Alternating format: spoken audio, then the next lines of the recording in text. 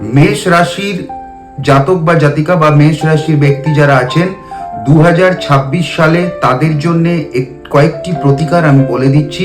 যদি পরে এই প্রতিকারগুলি আপনারা সারা বছর ধরে নিয়ম মাফিক করে যেতে পারেন, তাহলে পরে 2026 সালে আপনাদের ছোটোখাটো সমস্ত সমস্যাগুলো থেকে আপনারা মুক্তি পাবেন।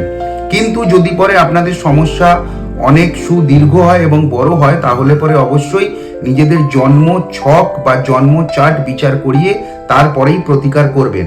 তো এটি হচ্ছে একটি সার্বিক মেষ রাশির ব্যক্তিদের জন্য 2026-এর সুন্দর একটি প্রতিকার, যেখান থেকে আপনারা আপনাদের মানসিক ক্ষমতা পাবেন, যেখান থেকে আপনারা ফ্রাস্ট্রেশন ডিপ্রেশন থেকে বাঁচতে পারবেন এবং ছোটোখাটো যে সমস্ত সমস্যা আপনাদের জীবনে আসবে সেগুলো থেকে রিকভারি করতে পারবেন। তো কি সেই প্রতিকার?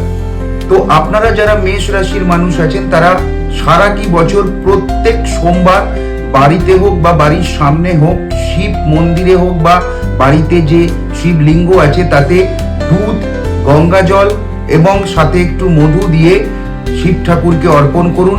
এছাড়াও আপনারা প্রত্যেক দিন শিব ঠাকুরের মাথায় গঙ্গা জল ঢালুন এবং সেই সময় আপনারা আপনাদের নিজস্ব মনোকামনা শিব ঠাকুরের কাছে জানান।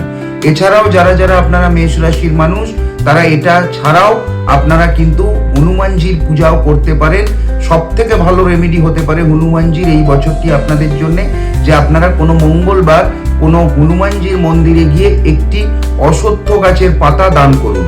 তো এই হলো আপনাদের মুখ্য দুটি প্রতিকার। 2026 সালের পুরো বছরটি আপনারা শিব উপাসনা করুন, শিবজির পূজা করুন এবং সাথে হনুমানজিরও পূজা করুন। তো তাহলে পরে আপনাদের 2026 সালের সমস্ত ছোটোখাটো সমস্যা থেকে আপনারা মুক্তি পাবেন।